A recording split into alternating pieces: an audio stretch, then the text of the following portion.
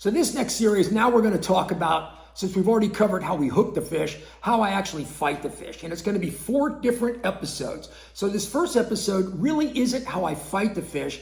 It's how I set up my fight. There's one thing that I just have to know, and I don't know if a lot of other folks do it, but I want to know where that fish is hooked. So let's set this stage. We've got a good hook set in that fish. I've told you I use between 2 and 3 pounds of pressure on the reel. That's for several reasons. One, I want to make sure as that fish is taken off that I can clear the line around me. If it's hung up with anything, a lot of times I've found that the 2 to 3 pounds is not enough tension where I have enough time to go and unhook it and go. It doesn't tend to break him off very often. It's broke a few off, but that particular pound of pressure works well for me.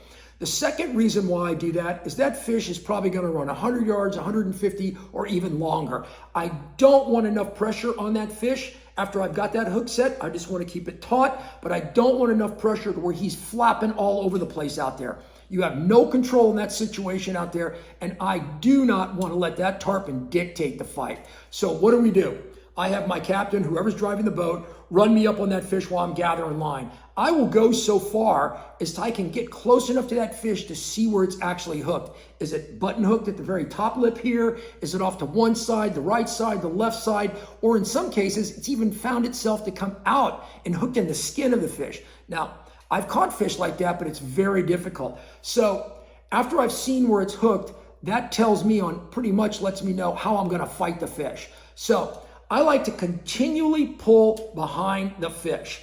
So here's what I do. I have my captain, my guide, whoever's in my boat, keeping me directly behind the fish. If it's hooked on the right side, I'm going to keep that fight on the right side of that fish the whole time. I'm going to be directly behind that fish, and I'm going to be pulling down the right side. I've told you that my strength on my pull, I can pull a lot harder to the right than I can to the left. So I stay behind the fish, I stop its momentum, and I start pulling it straight back as soon as I can on one side. If the fish darts right, I don't pull when he's doing that, because then he's going this way. He's got these pectoral fins out. Trust me, you're not hurting that fish at all because he's got all the leverage on you. One thing that a lot of you might know from catching a lot of tarpon, if you allow that fish to create a swimming pattern on his own, you're in trouble. They want to control the fight. You can't let them control the fight. So what I'm going to show you, we're going to get behind that fish and we're going to constantly pull one position all the time. If he goes left, we swing the boat back behind him and we come right back down his tail again. If he goes right, we swing back behind him, we go right back down his tail again. I like to always keep it on the side of the fish where he's hooked.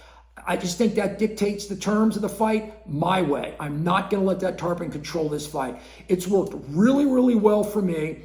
Now, the next series that we're going to talk to, now we're going to talk about actually fighting the tarpon. But for me, in this first one, go see where it's hooked. It just might make a difference for you on how you fight the fish. So go take a look at it, and we'll see you on the next episode.